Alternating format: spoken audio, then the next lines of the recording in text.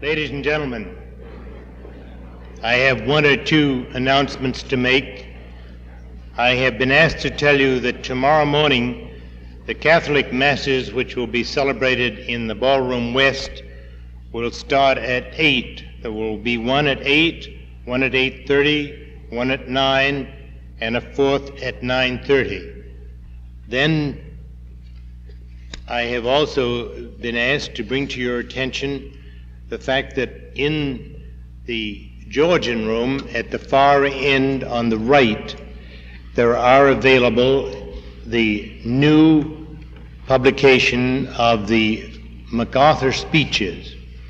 That is a collection that has been put together by Vic Knight, again doing a very patriotic duty and charging nothing for it, spending hours, days, nights in the process of getting it properly organized, taking all the tapes that could be found of the general's speeches over the years, organizing them into an effective five-record package with surrounding commentary to give the proper background of the speeches and to fill in some of the details about the general's career that are not adequately preserved in historical form otherwise.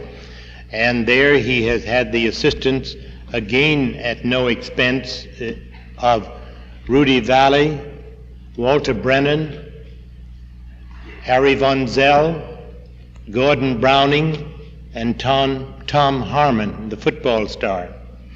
And you will find it extremely interesting collection of records.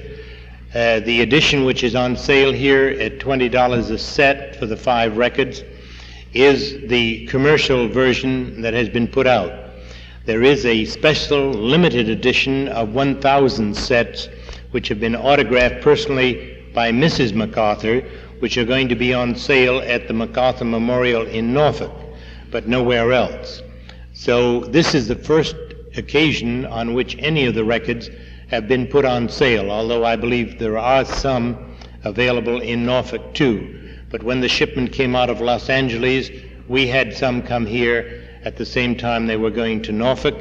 And just as an interesting bit of news, on Wednesday of next week in New York, Rudy Valley will be present with General Kenny, the Air General, to make a presentation of the number 1 set of the autographed editions to Mrs. MacArthur herself.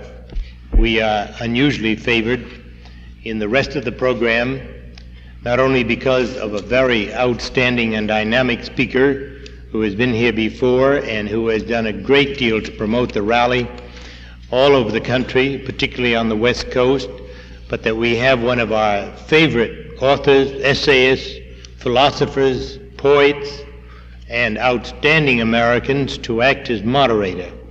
Those of you who read American Opinion regularly, who have read his various books, and who understand something of the greatness of the literary genius of this man, will be particularly delighted that for moderator we have E. Merrill Root.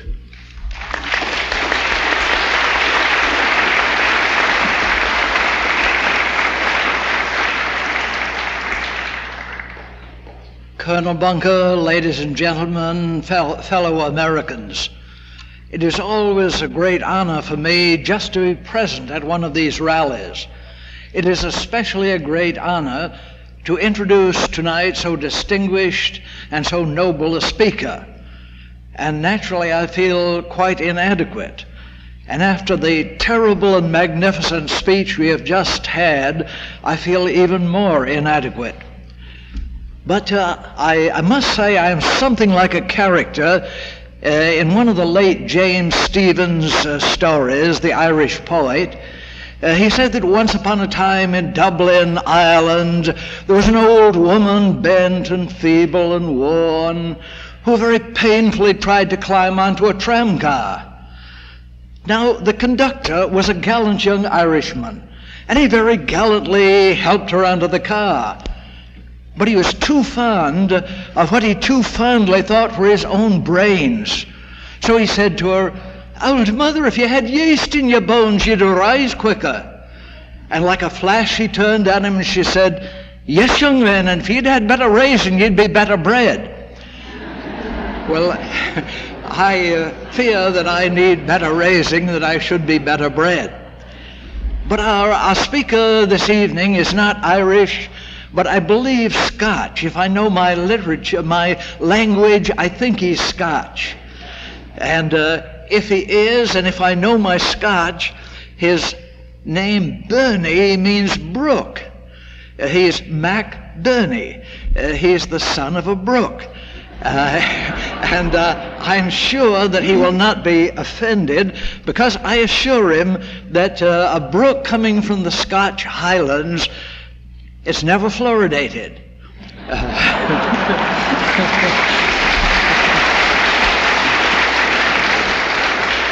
And a brook coming from the Scotch Highlands, it is pure, it is cool in the right sense, it is swift, it is brilliant. Now, I won't attempt to tell you all his accomplishments. There are so many I'd need a computer. I can't remember all his degrees. I can't remember all his books, some 200 pamphlets and books. I know that he is a brilliant voice on radio. I know he's a brilliant presence on television. I know that he is a brilliant commentator for the Voice of Americanism. I know he is the senior pastor of the community church in Glendale, California. He told me that he has made 22 trips, I believe, to the Orient, and he's going to tell about some of that tonight. And he tells me that he has just completed a book which will be published, a book that he feels is very important. He said that once upon a time there was a book in World War II called "Defense Will Not Win the War." Well, he thinks that that is so true that he hopes that his book will have an influence like that book, "Defense Will Not Win the War." And that is what he is going to talk to us about tonight, in his speech. But really, I'm not concerned with giving man-made honors. I like rather to give the Bergsonian élan vital, the Aristotelian entelechy, the personal destiny. And so I give to you Dr. William Steuart McBirnie, Brooke, who brings us the waters of life and who does so with a dance.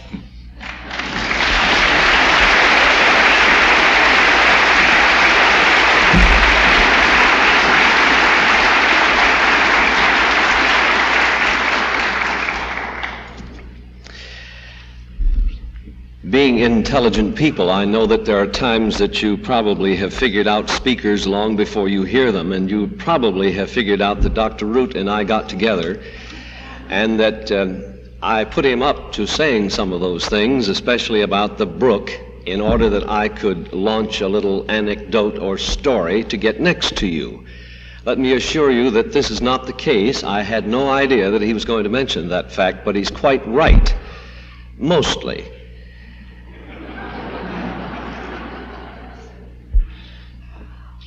I have taken this assignment, this invitation for the third year in a row to speak at this particular meeting with utmost seriousness and a great sense of personal responsibility.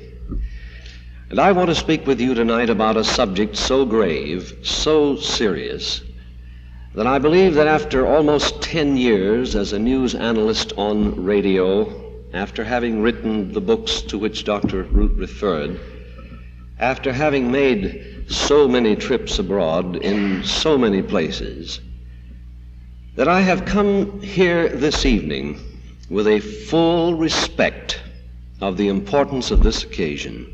Your presence here, to me, is one of the most important things of the year, and it deserves the very best I have.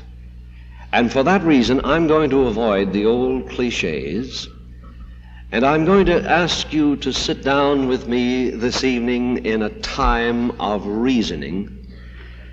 Let me share with you things which I know, and which have a definite bearing on the destiny of this country. In other words, I could not, if I had to, if my life depended upon it, bring to you a more important message than I will bring this evening. Perhaps others know more important messages, but I do not. There may be other things and other subjects that other speakers would speak upon, and my good friend Bob Dornan did a magnificent job. How glad I am to be able to speak after he has spoken, a truly great young American that we hope in California will be a candidate for Congress, among other things, in the 1972 election.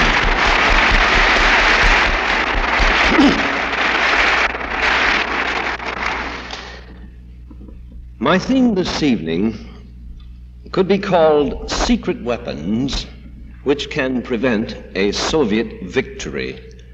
But I shall not talk about secret weapons for the first half of the address, because there is another subject which must first of all be discussed. The main job of conservatives these days is twofold. First, to inform ourselves. Now, I've heard this so often that it has become a cliche that I avoid. I've heard so many times anti-communist rallies, and at those rallies anti-communist speakers come along and say, well, folks, what you need is to be informed. And I think there is a profound wisdom about that, in that unless you really know what you're talking about, you really are not going to get very far. You're going to be bested or ignored.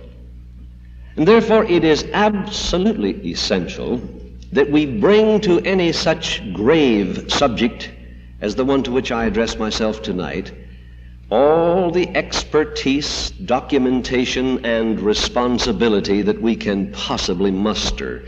We must know whereof we speak.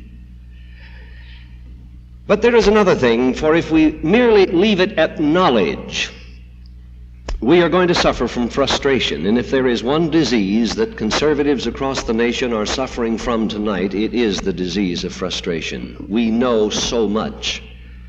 I could almost say we know too much. And we are prone to bitterness, cynicism, doubt, and pessimism. I am not a pessimist. I believe in this country, and I do believe that we have a future. Nor am I an optimist. I do not think that that future is going to happen to us automatically, a good future that is. I think that if we do nothing, if we continue the drift which is underway now, we are going to end up upon the rocks of tragedy. I am not, therefore, an optimist. And I am not a pessimist. I am what I hope every one of us here tonight is, and if you are not, I hope you will decide to be, and that is a realist. Neither an optimist nor a pessimist, but a realist about America. I have no superstitions, no illusions, I hope no delusions.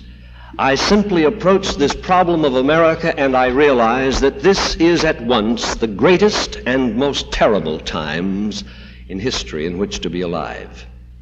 Consequently, I'm going to avoid some of the old cliches, but there are some myths abroad in the land which we must, as conservatives, both understand and oppose. Put it in this way: the main job of conservatives first is to personally be informed, and secondly to openly challenge at any and every opportunity the dangerous mythology of our times.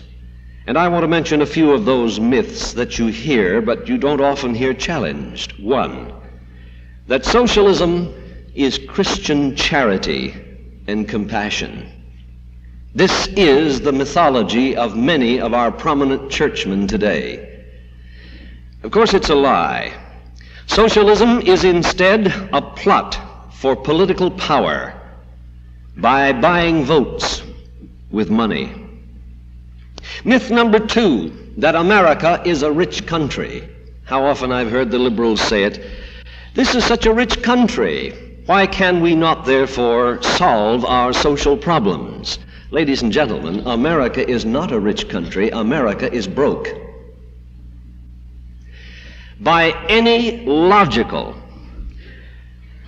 any possible measurement, this country owes more than it could sell itself for. It is literally broke. It is literally living on borrowed manufactured money. Though it has individuals, many of them who are prosperous to one degree or another, well-to-do, nevertheless, when the socialist-minded person says this is a rich country, he is uttering a platitude, not telling the truth. If he is referring to the government is broke. If he is referring to individuals, then he implies that we, by that he means the government, should take from those who possess any degree of being well-to-do, any riches, and share it arbitrarily.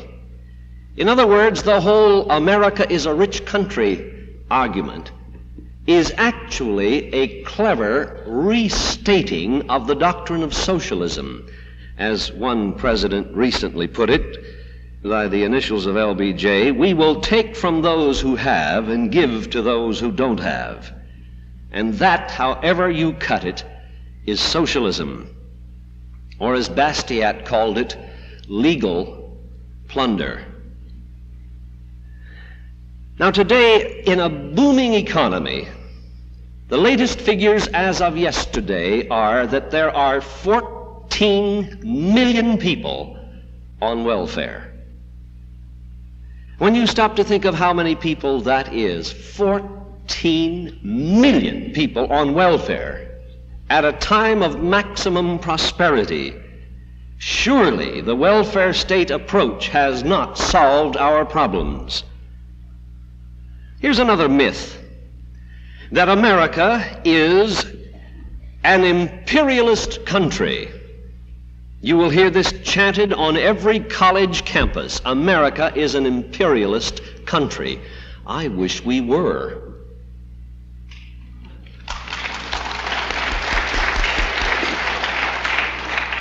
The world would be far better off under a Pax Americana than it is under the terrible division which confronts it today. But we are not an imperialist country by any measurement of logic or any fair use of words. Another myth, that the administration now in office can stay in office in 1972 if it will only go a little further to the left. Now, I quote as good authorities the outstanding liberal news commentators and writers and columnists, all of whom agree that the present administration can stay in office in 1972 if it will compromise a little more with communism, hasten the end of the war no matter the debris it leaves behind in Vietnam, or how many people's hopes are dashed, or how many people are killed in a bloodbath.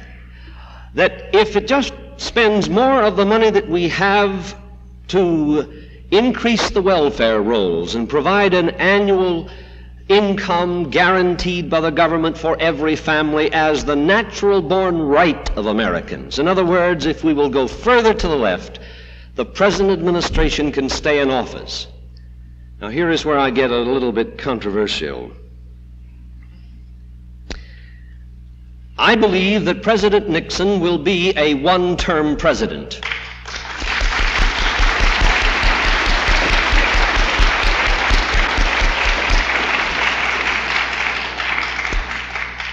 There will be reporters here tonight who will say, well, that's typical right-wing bias. Not so. I believe this primarily because I think Mr. Nixon has just committed political suicide. And I'm not saying this as a slashing attack. I'm not sure I'm very happy about it. I'm not sure I would have applauded at this. I think I would have shed a tear, because the alternative is Teddy Kennedy. Now you mark it and strike it. Teddy Kennedy is going to be the next president of the United States. I join you in the no of protest, but I must tell you that that is what is going to happen. And now I'm going to prove it to you. Mr. Nixon signed his own suicide notice the day he signed the bill to allow the 18-year-olds to have the vote. Now let me show you why. In 1968, the last election, the election was decided by a little more than 1/3 votes. When Mr. Nixon ran against Mr. Kennedy in 1960, the election was decided by a few more than 50,000 votes, and most of those were stolen in Cook County. 2 presidential elections out of the last 4 were decided by less than 1 million votes, by far less than 1 million votes. By making it possible for the 18-year-olds to vote today, Mr. Nixon is not only making it possible for those who are 21, 19, 20, 18, that 4-year cycle there, to vote, but he has forgotten that there are 3 years of voter maturity that have taken place since 1968, making a total of 7 years of young people who all of a sudden in one election will be eligible to vote. And ladies and gentlemen, the latest figures from the Census Department given a couple of weeks ago are these: that there will be in the next election eligible to vote 25 million that were not eligible in 1968. I submit to you again, think with me, that in 1968, an election was decided by a little more than 1/3 votes that were swung. In this next election, 25 million people will be eligible to vote who were not eligible in 1968. And who are those people? They are the young. Are we enemies of the young? God forbid. Thank God for the young people here in this convention. But let me remind you that they are a minority. The majority of young people are either the product of the present liberal education, which is primarily an education in liberalism, or they are dropouts who look to the government to support them, who are dropouts for a handout. Now, you may take your choice. Whether they are dropouts or whether they have gone on for education, they are the targets of the left. And 25 million of them will be voting this time that were not eligible in 1968. And according to the best and most conservative estimate, approximately 85% of young people today of 18 years and up through 24, which is the new segment that will vote this time that didn't vote last time because the 24-year-olds were back in that day, only 20 years of age and thus ineligible for voting. But that new horde of voters is 85% liberal. And when given a choice between Mr. Nixon, as liberal as he has, I regret to say and observe, become, or perhaps always was, but nevertheless, given a choice between Mr. Nixon and Teddy Kennedy, that 85% of whatever percentage of the 25 million new eligible voters will go for Mr. Teddy Kennedy, and you know it in your gut. Now, my friends, we have approximately 14 months in which to do something for America. 14 months in which to change some young people's thinking. The young people who have come to this convention are far more strategic than they ever dreamed, because they only have 14 months in which to reproduce themselves politically and ideologically in the next election. And I haven't said all there is to say about the election. I've only pointed to one fact, but my friends, it's a myth to say that the next election is going to go to the conservatives. And the book that was written not long ago, The Emerging Republican Majority, is a lot of hot air. It's simply not true. And we'll be very lucky, we Republicans, and I am a Republican. The Bible, you know, speaks about the publicans and the sinners. So if I have to choose, you see, which one I would be.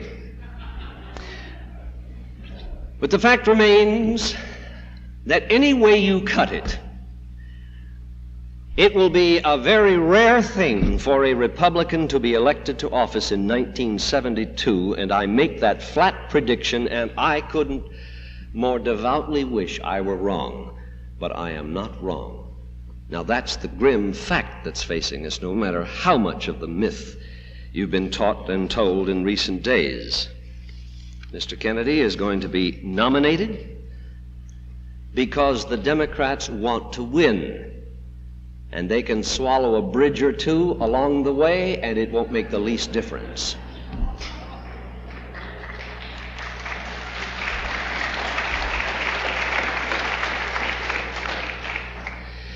But I have not come to speak about the four myths. I've only spoken of them in passing so as to establish a kind of authenticity to what I'm about to say. Now that you know that I'm not going to deal with old cliches, then take this one, the fifth myth, which is the most dangerous of all, and that is that the United States is secure against attack by the Soviet Union because we have a nuclear overkill capacity.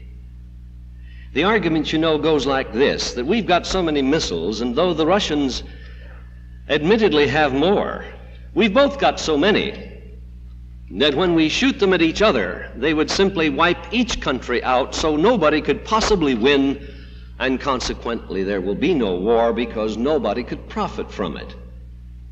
Now, ladies and gentlemen, that's a myth that hasn't been a myth forever. It once was a fact. The world, the free world, hid and was sheltered behind the shield which the United States provided.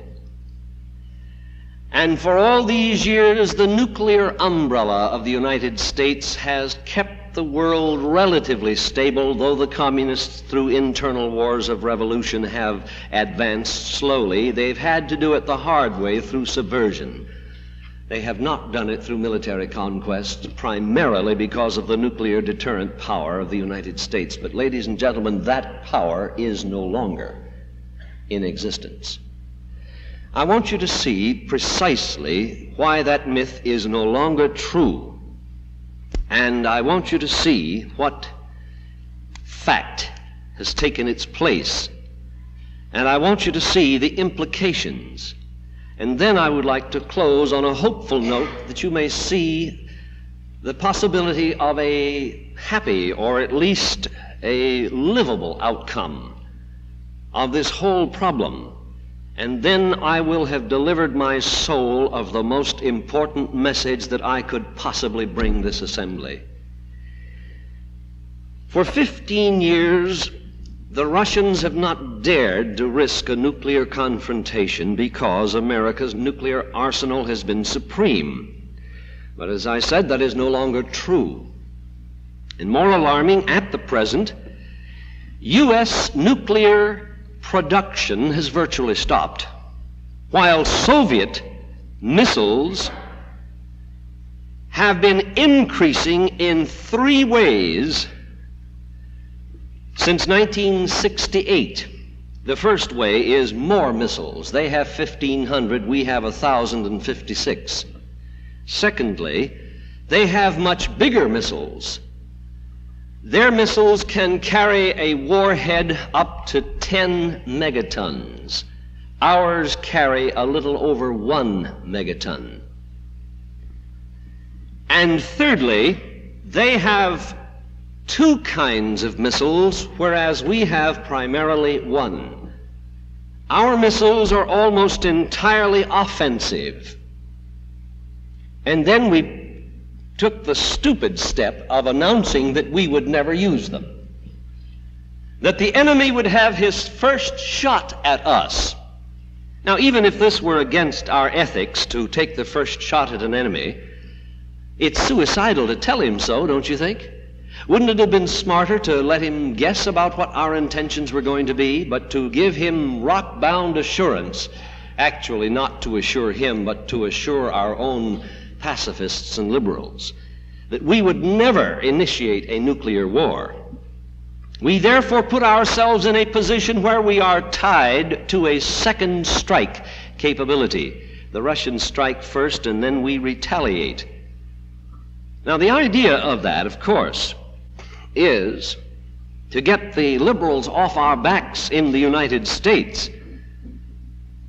But it did tie all of our missile systems, whether by submarine or those that are in the Minuteman installations, to a second strike capability, that is, surviving a Soviet attack and retaliating with a second attack, which would be brought about because they had fired first, and consequently, every one of our missiles has so far been an offensive missile. The Russians, on the other hand, knowing in advance what our strategy is going to be, have developed two kinds of missiles. They too have the offensive missile. But note this. Their offensive missile is so much larger than ours, and they are working feverishly to develop a multiple entry warhead so that when their missiles, those giant missiles as big as those we use to send men to the moon, come to this country, that they will then fragment, and individual missiles clustered in the warhead by electronic sensing devices will zero in not only on our cities but also on our Minuteman installations, and consequently there will be a blanket coverage not only of our cities, not only of our armed forces bases, not only of our air bases, but also of our missile installations. True, the Soviet Union has not yet perfected that sensing device and that multiple entry warhead, but it is working on it, and it is already digging the silos to prepare for it. And the American intelligence community knows this full well. But our missiles are all offensive, while the Soviet missiles have this tremendous first strike offensive missile, which is also a deterrent because it is supposed to wipe ours out before they can get off the ground. Hence, they have not only a destructive capacity for our cities, but a destructive capacity for our weapons systems and our installations and our silos. And the idea is, therefore, that it is both at one time an offensive missile system and a defensive missile system, in that it breaks the backbone of our capacity to retaliate. If this were not enough, now the Soviet Union has developed and deployed, which means to put in place, a missile system which is capable of intercepting our incoming missiles. We fire our missiles, and the Russians know that we have to aim those missiles at certain spots in the Soviet Union which are vital to knock those spots out or threaten to. So therefore they have been able to cluster their defensive missiles. They are known as SS-11s. The offensive missiles are known as SS-9s.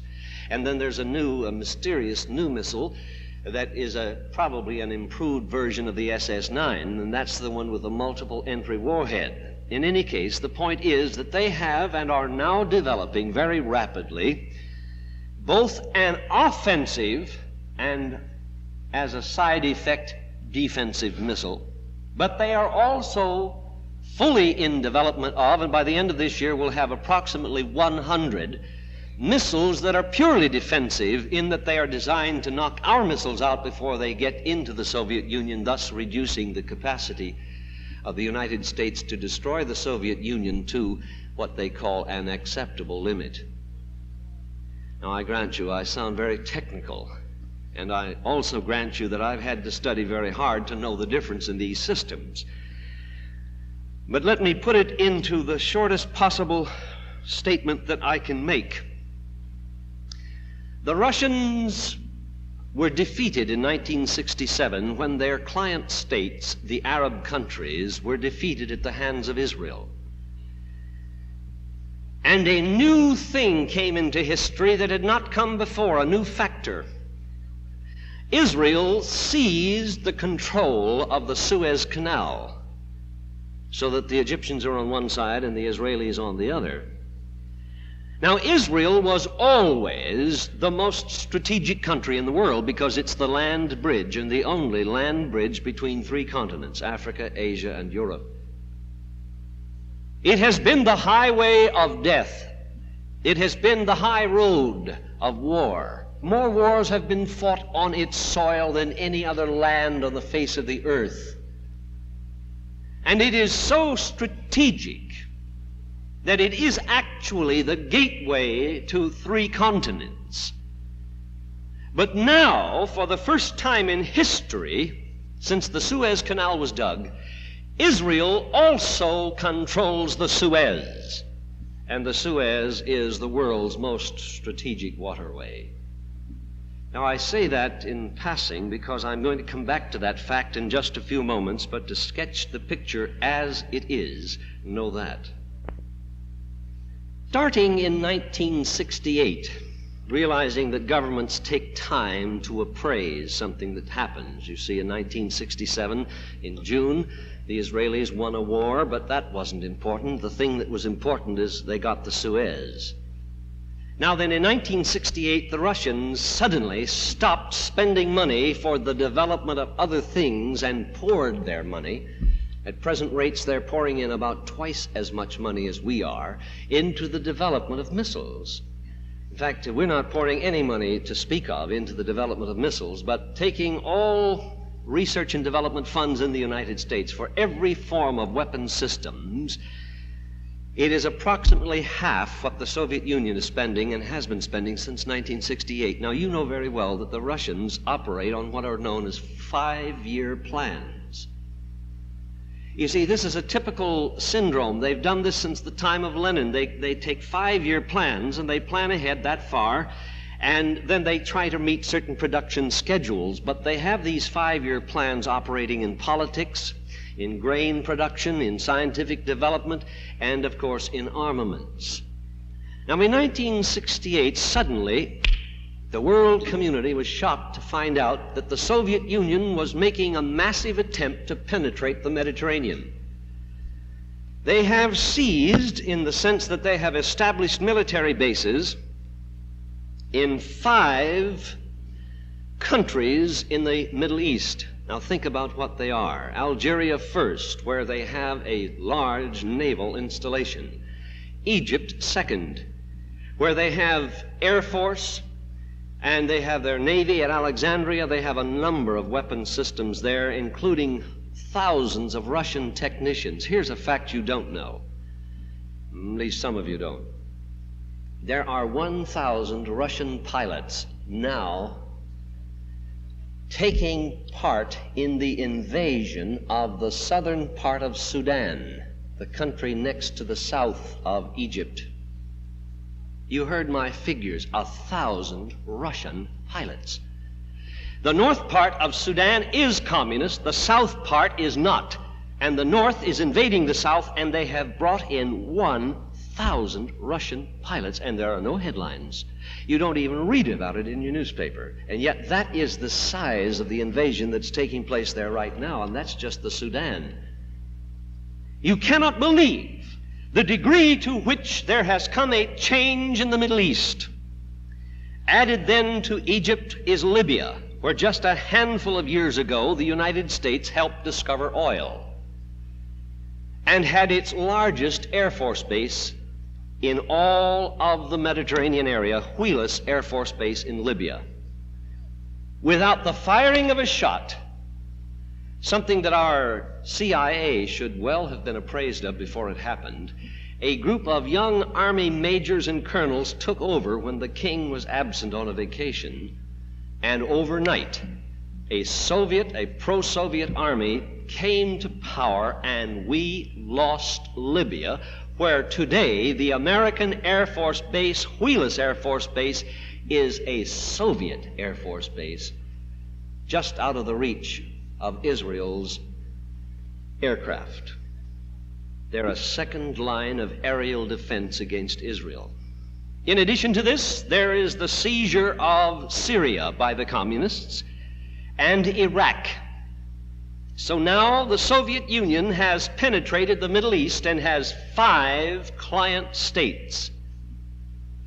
And this took on its present thrust about 1968. Now watch what's happened. If the Russians have a plan that is a typical 5-year plan, and they always go by the book, that's why you can predict what they're up to.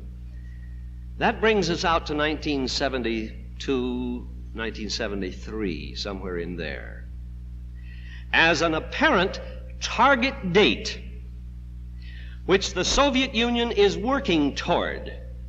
Now, what happened in 1968? They rearmed Egypt, and then they began to subvert the rest of the Middle East. Today, the Russian Navy is bigger than the combined 6th Fleet of the United States, the Italian Navy, the French Navy, and the British Fleet in the Mediterranean, and just day before yesterday, Malta, which was one of the great naval bases of Great Britain, kicked out the NATO commander, told him to go home. It's a common bit of knowledge that Russia is about to make a deal with Malta. I have been in the Middle East twice this year. You can see the Russian Navy everywhere. They don't have big guns. They don't have to. They've got a brand new invention that everybody knows about, rockets. They put their missiles on rockets, and that does away with the need of these tremendously expensive battle wagons that have to be built so strong to keep those big guns from tearing the ship apart. A rocket can be fired with relatively no recoil, and so they just simply moved this brand new Navy in great force into the Mediterranean. That started in 1968. And it has intensified ever since.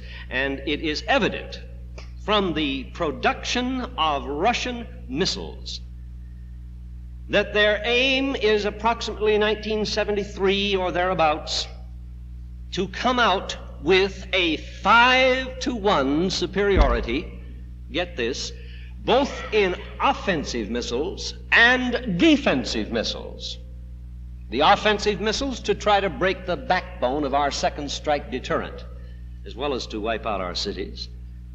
And the second strike missiles or defensive missiles that they have against our submarine missiles. Beside that, their submarine production is approximately 4-to-1 in relation to ours. Their Navy is newer, their Navy is bigger. You say, but what about the Strategic Air Command? Yes, what about it?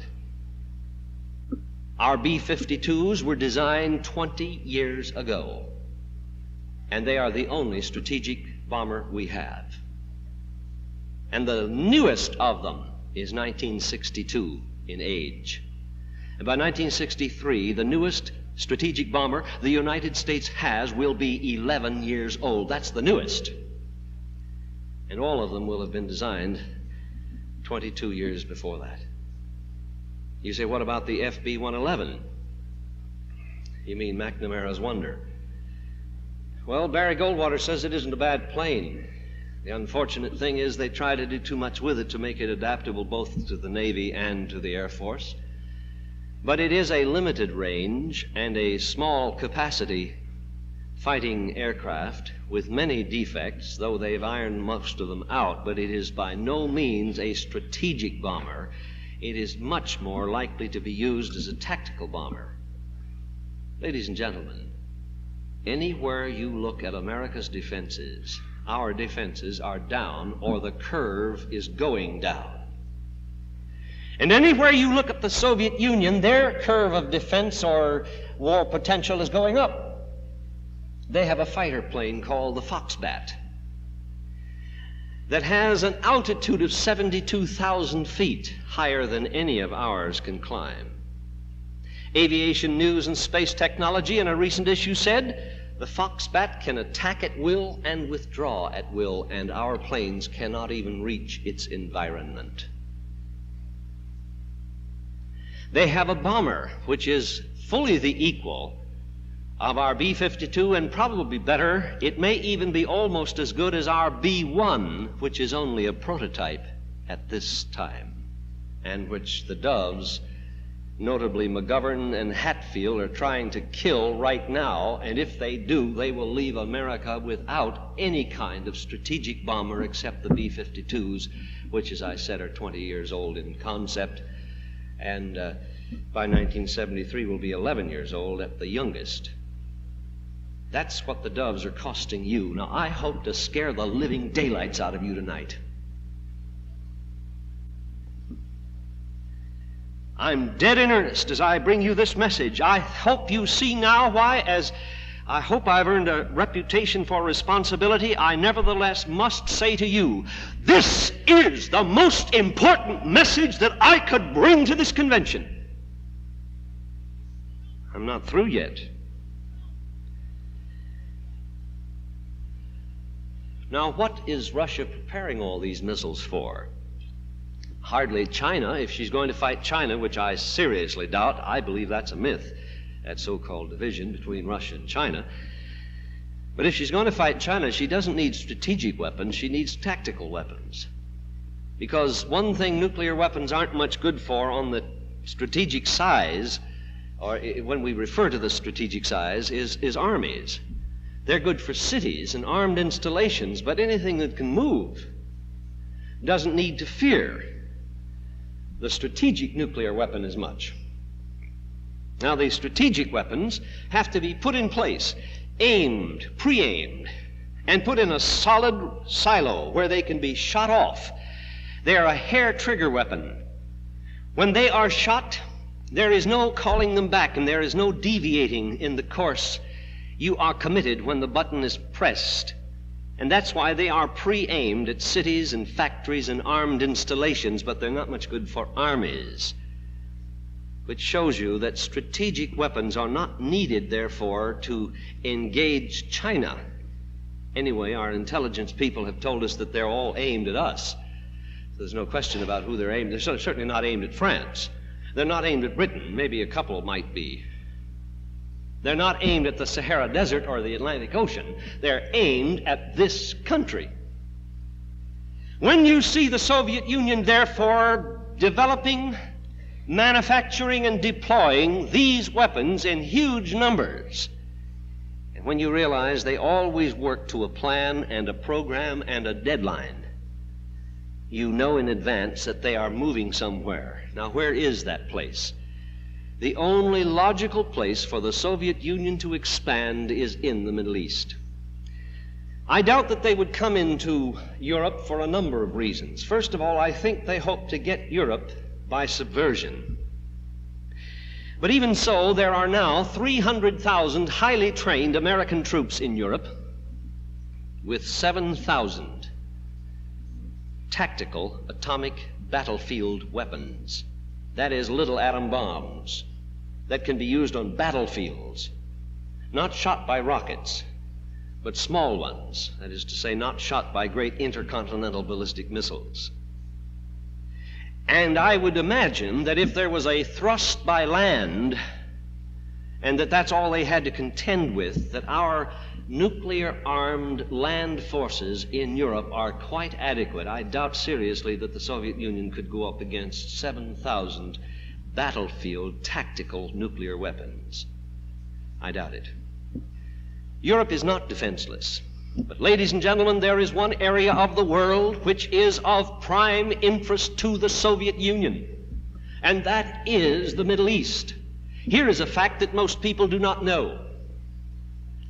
The Soviet Union is not only a Middle Eastern country because she has now made client states out of 5 Arab nations, nor is she a Middle Eastern country because she has the largest navy and the largest submarine force in the eastern Mediterranean.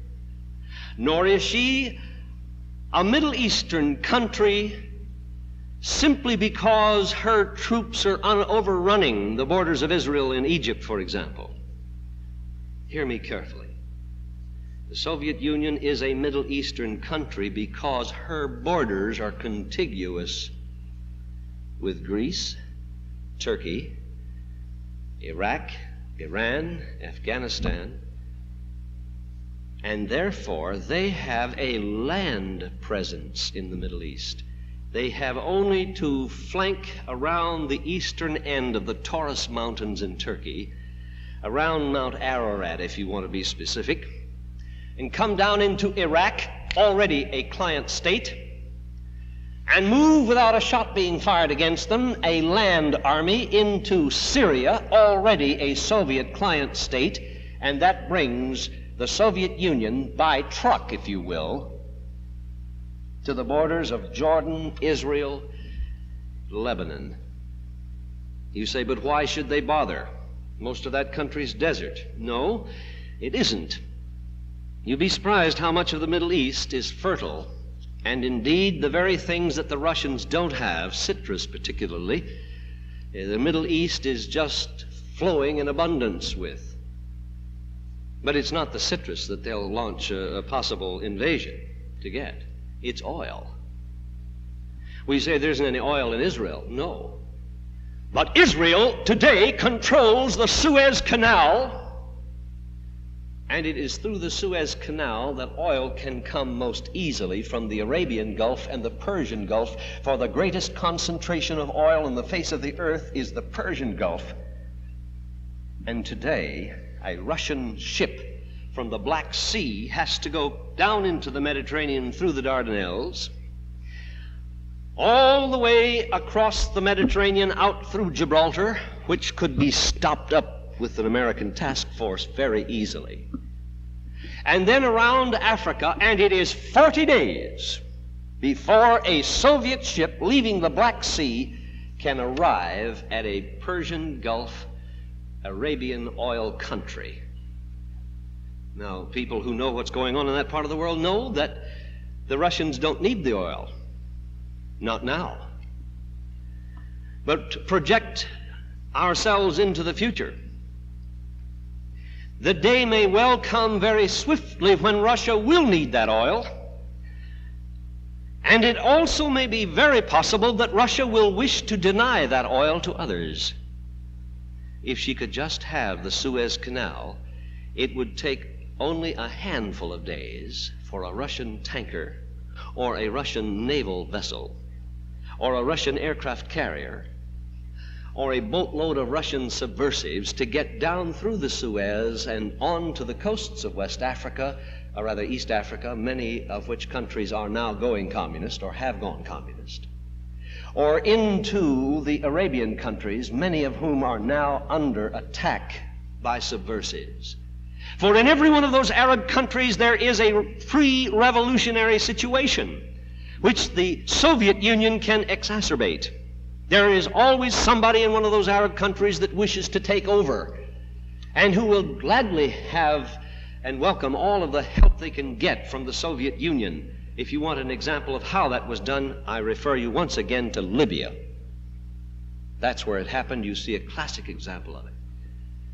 And if the Soviet Union had the Suez open, it would take relatively little trouble and time, if she were not threatened by the United States, to cut down through the Suez and then establish a military presence in the Indian Ocean, all the way from India, where she has just 2 weeks ago opened a new Russian air base on the island of Ceylon. That's a teardrop hanging off the coast of South India.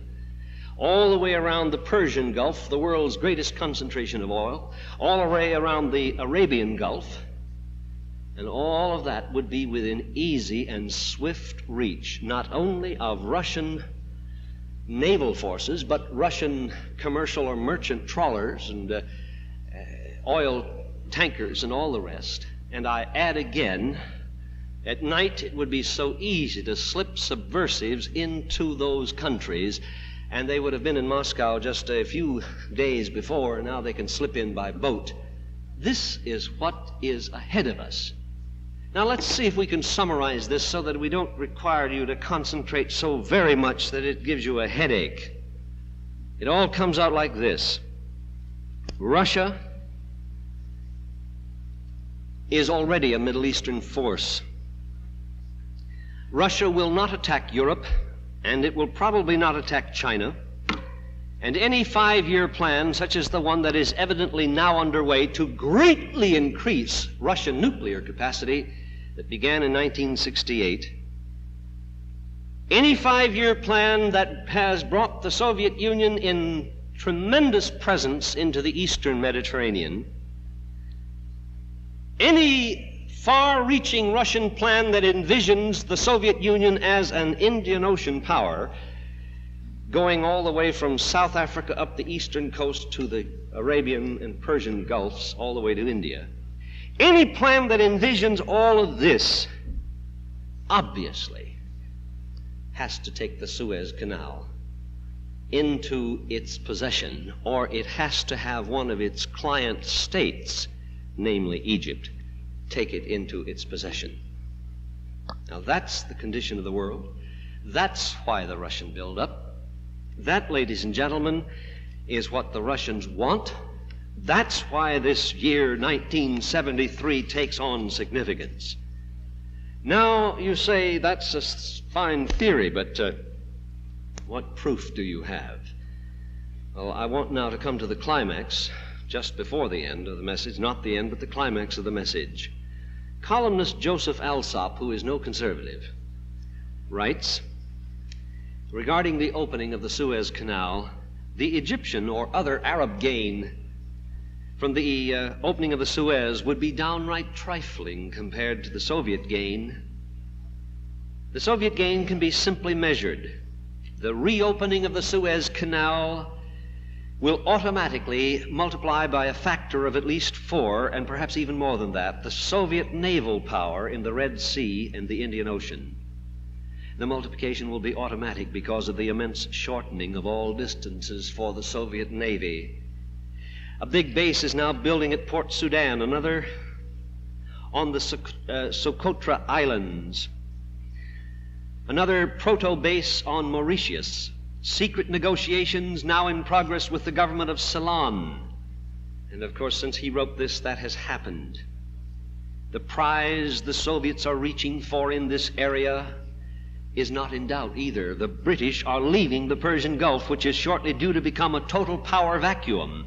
The Persian Gulf is like a great tap, turnable off or on, that controls most of the world's oil. A great extension of Soviet naval power is now needed in sum to get the world oil tap into Soviet hands.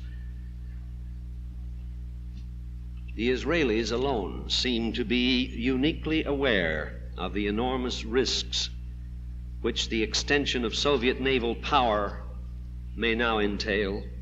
Western Europeans could hardly care less. The United States appears to be equally unworried. But the Israelis, by contrast, are very deeply worried. Moshe Dayan was the first man in Israel to come out for the opening of the Suez Canal, but when he did so, he also passed the word that he would withdraw his suggestion immediately if the United States government objected to the opening of the Suez Canal. Thus, the Israelis have shown more concern than the Americans for vital American interests. The first reason is that the Israelis are not victims of the popular American delusion that the Soviets have somehow changed their spots. They are quite sure that the Soviets will grab for the world oil tap if the grabbing ever looks easy to them. Israel is confronted nowadays not just by her surrounding Arab enemies, but by Soviet airmen and other soldiers ready to fight side by side with the Arabs.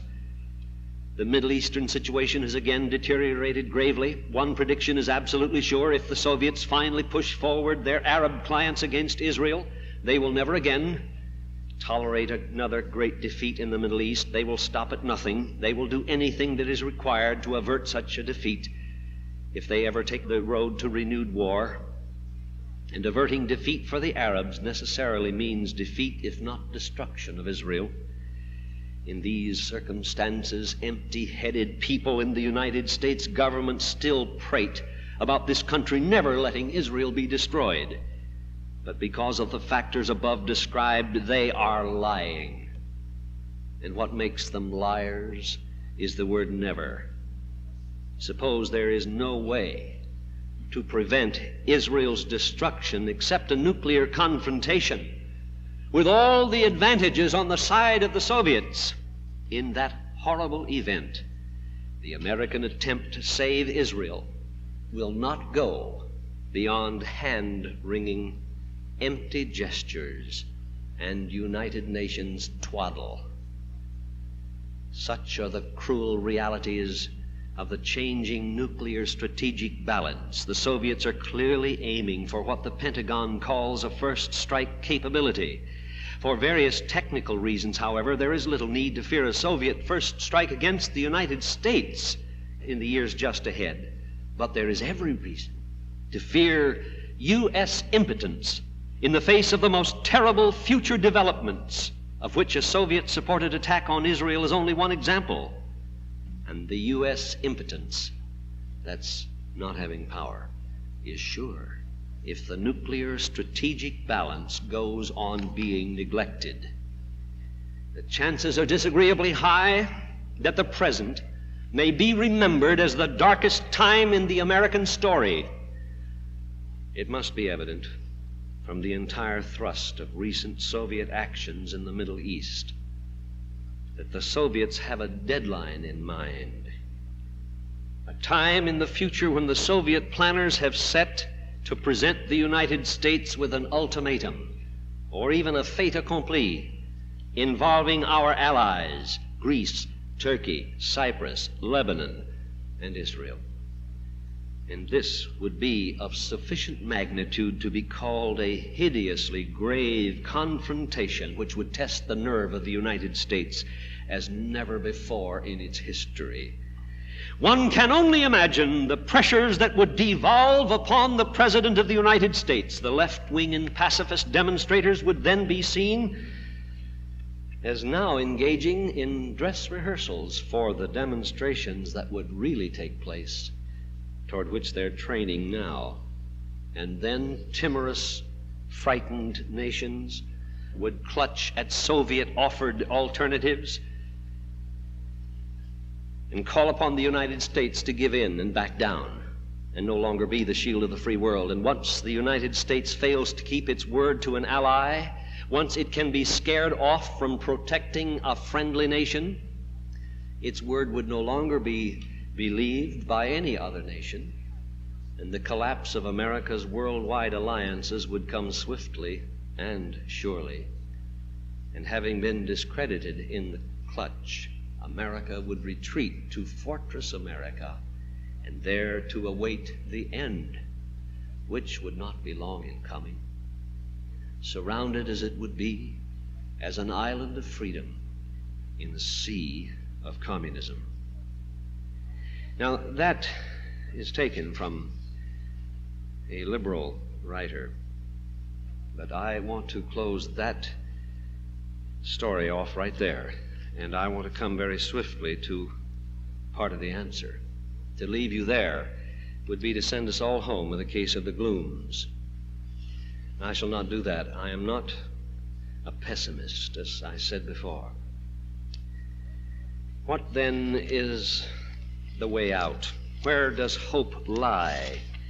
Hope lies, my friends, in 3 steps. First, we are engaged in a conversation with the Soviet Union called the SALT talks, Strategic Arms Limitation Talks in Vienna. We have stopped our nuclear development while those talks are taking place, but the Soviet Union has turned on the pressure. They're deploying them like mad. They're putting out not only their offensive but their defensive missiles. They're trying to get as many built as they can before the end of the talks, but there isn't a person in this room tonight who believes that even if the Soviet Union agrees to stop building nuclear missiles, and stop deploying them, that will really take place. You know that in the salt mines of Siberia they will continue to manufacture them. You know it in your heart. And unless we have a treaty with teeth in it, which gives us an opportunity for inspection, if the United States is so foolish as to believe the pledges of the Soviet Union, then we deserve the fate which most surely awaits us. Therefore, it is in the best interest of this country to demand that at a minimum, any talks with the Soviet Union resulting in cutback of nuclear weapons involve a cutback not only in the number of weapons, but in the destructive capacity of weapons, and full inspection in every part where nuclear missiles are either manufactured or deployed. Now, ladies and gentlemen,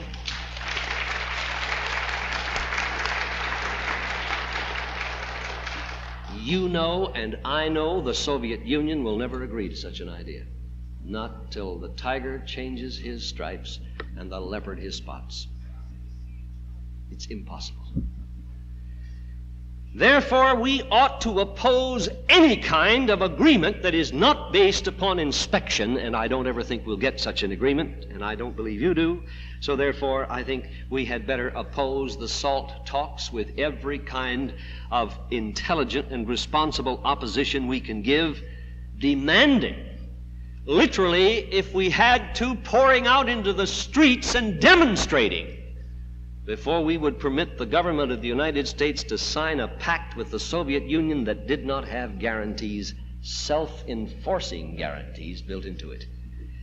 Secondly, and this makes more sense, we had better get busy developing advanced missiles and strategic bombers while the talks are going on, so that at the end of the talks we will find ourselves in a position of strength, because the Soviets have not only run on beyond us, but the curve of their development is going up and ours is going down or remaining the same depending on the weapon system we're talking about.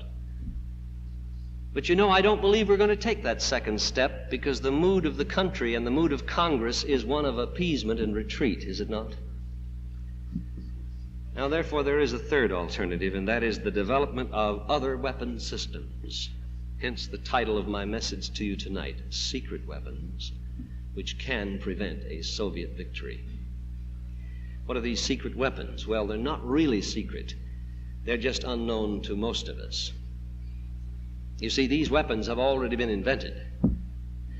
They have already been produced in prototype or laboratory models.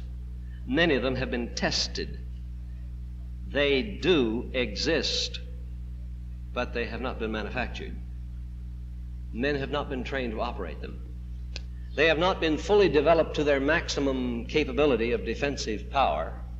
They have certainly not one of them been deployed. But, ladies and gentlemen, the very life of this republic may depend upon our willingness to build those weapons which can deter the Soviet Union from attempting nuclear blackmail, which will probably, as I say, come in the Middle East. What have I said so far in the message tonight? I have tried to show you the inevitability of a Soviet confrontation with the United States in the Middle East. That's the place it's coming. The Soviet Union has already thrust its tentacles down there. Its navy is there. Its interests are there. It desires to go there. It's already present, and the presence is growing. So that is a fact. That's not a wishful bit of thinking or a bit of imagination. It's true. It's a fact. Secondly, suddenly the Soviet Union has turned all of its pressure in a crash program on increasing its nuclear capacity, and there's only one nation on the face of the earth that could possibly be the target for that, and that's the United States. That's a fact, and that started in 1968. It is also a fact that the Soviet Union, through its subversives in the United States and its fellow travelers and sympathizers, is doing its very best to disarm this nation, and that's a fact.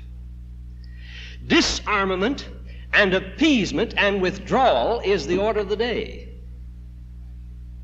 They have driven a wedge between the American people and practiced the old art, as old as the Romans, divide and conquer. That's a fact. There is only one logical way that we can find a solution to this problem, and that is through the increased, if you will, crash program development of what the military calls the exotic weapons. Exotic weapon, that's the name the military uses for what we used to call in our Buck Rogers days secret weapons. There's no such thing as a secret weapon. You see, the principles are too widely known. The only thing is, how far have various nations developed these weapons? So we call them secret weapons, we can call them super weapons. It doesn't matter. They're exotic, rather new weapons. As the atomic bomb was new in its day, so these weapons are new in our day. They have not yet been deployed, they have not been used, they have not taken human life. They have neither been used in offensive or defensive capacities, but they do exist, ladies and gentlemen. And here's the wonderful thing about that fact. The American people are the most ingenious mechanics and engineers in the face of the earth.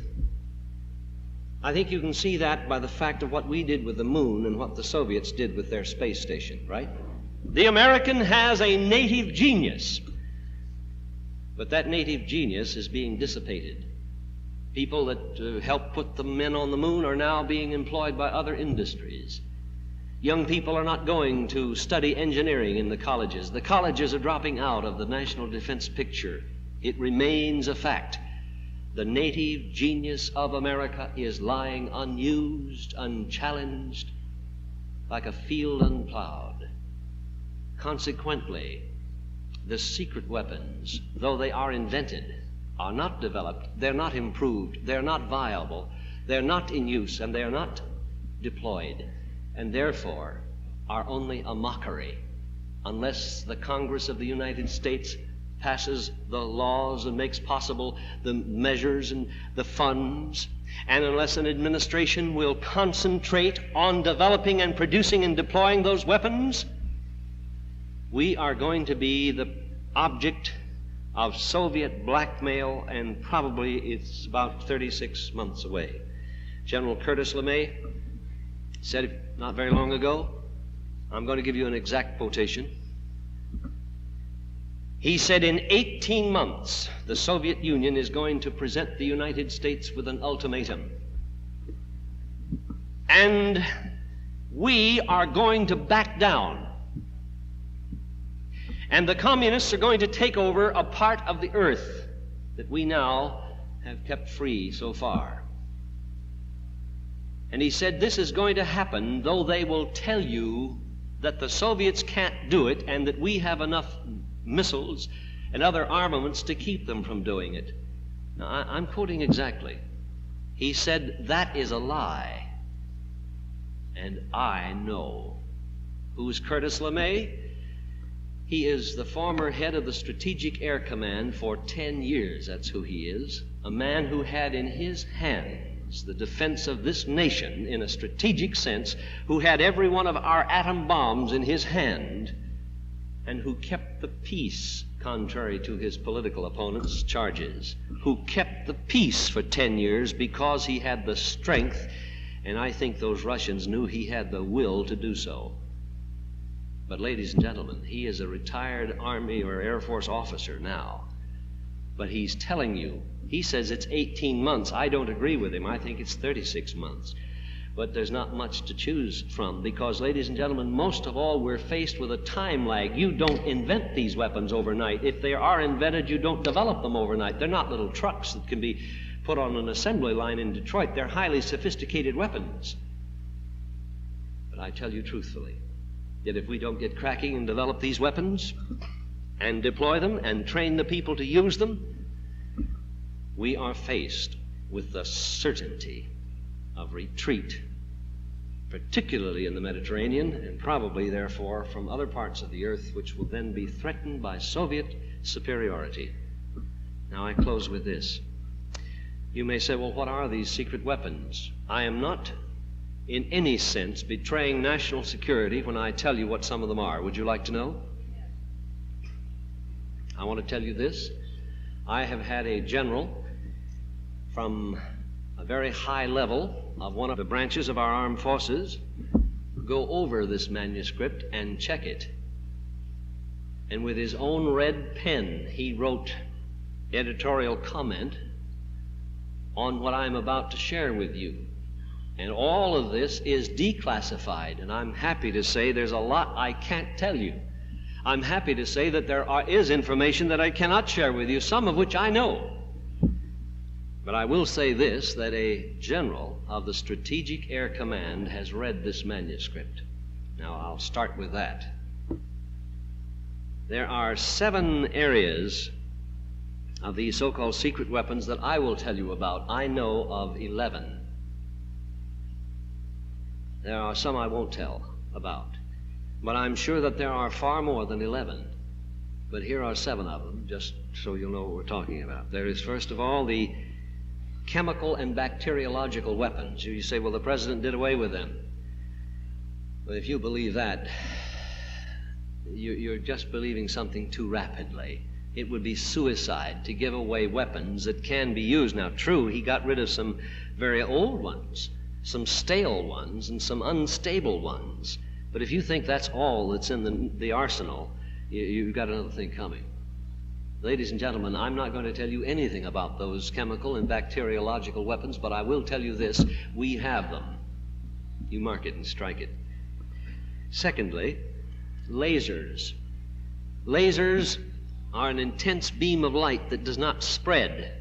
And when enough power is put into that beam, which is run through certain types of reflectors and refractors, and the beam is cast, a laser has a tremendous potential for destruction. It could destroy enemy missiles before they ever got off the ground if it was mounted in a space station. And even if the enemy missiles got off the ground and were in the trajectory headed toward the United States, land-based, or not ship-based, for they must be very steady, but space station-based and other based types of lasers could jam the mechanism of those incoming rockets, and this represents one of the very best opportunities for defense. But so far, the farthest that the beam has been cast, according to declassified information, is 200 feet. So you see, they're not in a state of readiness, but they have been invented, they have been developed, and they are capable, and all we have to do is greatly up the power.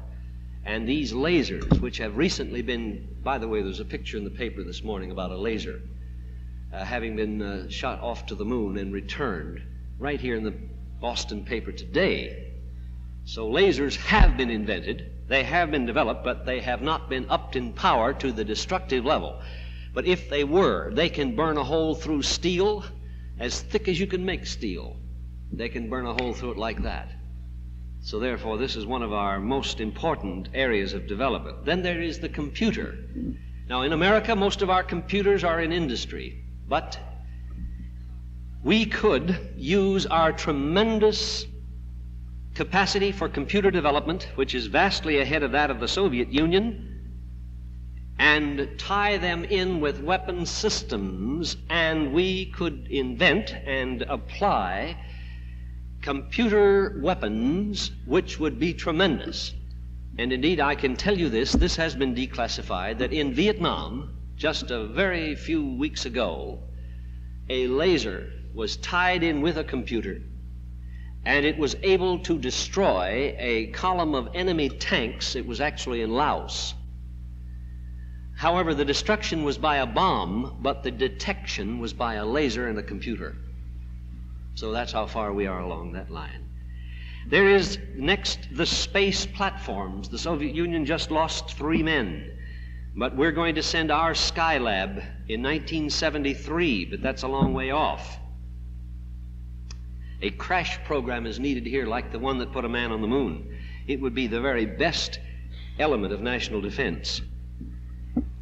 There needs to be also a further development of tactical nuclear weapons, and this is about the only thing that the Atomic Energy Commission is doing right now. And that means battlefield weapons. But they are using some new techniques. Do you know what a sensor is? S-E-N-S-O-R. Well, they're throwing these sensors out into potential battlefields, and the enemy comes through them, and it sets up an electrical disturbance. And in a way, it is possible to tie in tactical or battlefield nuclear weapons into a sensor system, and we're already using the sensor system but not the atomic or nuclear weapons in Vietnam. Then there is the remotely piloted air vehicle. For instance, it is now possible, they have already developed this fully, to put an airplane in the air without a man in it. And a man is behind it in another airplane, and he guides that airplane by remote control. Even ground control is possible. And that airplane can go through stresses that human beings could not take. It can turn faster. A man would black out, but a remotely piloted vehicle can turn. Or it can rise. It doesn't need an oxygen system. It can dive at a tremendous rate of speed. It can launch other remotely piloted weapons into areas where a certain type of weapon is needed. And finally, but not last, is the neutron bomb. Now, the neutron bomb is a strange weapon, and I don't want to oversimplify it, but it goes like this. If one fell on Boston, it would be about the same sound as a 1,500-pound super blockbuster bomb. That's all you'd hear. And no buildings except those in the immediate explosion area would fall down. But everybody in Boston would die, because it is a weapon which casts out a kind of influence which is terribly destructive to human tissue and animal tissue, but leaves buildings alone. The reason for this is then that it is a superb battlefield weapon to destroy an enemy's army or his air force or his nuclear bases or what have you, without destroying the civilians, without destroying necessarily the cities and making rubble out of the land. This bomb has been developed. It has not been produced. It is one of our secret weapons. Now, I've given you all I'm going to along that line. I've said enough merely to validate, and I conclude with this appeal. We had a great Democrat, Representative Mendel Rivers, chairman of the House Armed Services Committee, who died just a short time ago. We never had a better patriot than Mendel Rivers, my friends. And in the last speech he made before he died in September 1970, he had this to say, and I want you to hear it, for though he is dead, he still speaks. As sure as I stand before this house, there will be, now this, remember, is the chairman of the House Armed Services Committee, who knew more about our weapons systems, who knew more about the enemy than any other congressman we have. And Congressman John Schmitz, who has, among other things, put this report, and I want to recognize and honor him here tonight. He put this report into the congressional record, so you owe this to John Schmitz. Listen to this. Sure as I stand before this house, there will be a confrontation between the Soviets and ourselves. And they will create the incident to suit their convenience. And how will we respond? At the rate we're going now, considering the condition of the Sixth Fleet, in fact, the entire Atlantic Fleet, and the tremendous strides being made by Soviet naval forces, we would be forced to back down. Mark my words well. One of these fine mornings we are going to be told by the Russians in the most unmistakable terms to get out of the Mediterranean. In 1962, we had the power, and the Soviet knew it, to reject such a challenge. I can tell you today we do not have that power. We do not have that superiority, and the Soviets know it.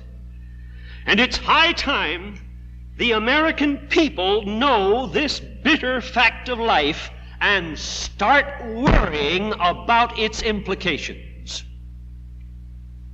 And then that great American went home and died. having put everything in his soul into that message. And my friends, I think we'd better heed it. I think we'd better pay attention to it. That's what's ahead of us. That's why I said this evening's message was to me important. You say, what shall we do? Well, if my predictions are correct, and we only have about 14 months or so in which to do anything with this administration, and I have much more hope of doing something with this one than the next, then you have a very short time in which to change the destiny of the United States by appealing to Congress with the most thoughtfully worded letters and telegrams and personal appeals that you can make. Because the time lag makes it impossible to develop and deploy these weapons when the Russians are ready to face us in a nuclear blackmail situation. I have tried to show you where it's coming and why and when. I've tried to suggest to you the logical ways in which we can do something about it. Now, ladies and gentlemen, I am not an alarmist. I tell you before God, I have told you the truth. And people of the very highest authority have confirmed the facts that I have shared with you tonight. In fact, what I've shared with you tonight is actually a digest of a new book I've just written. It isn't out yet. It's at the printer. I just read the proofs on it before I came here 2 days ago. It'll be out in about 10, 15 days. May I tell you who wrote the introduction, and then you'll believe me? General Jimmy Doolittle wrote the introduction to that book, and he said every American had better pay attention to the message in it. Thank you, and God bless you.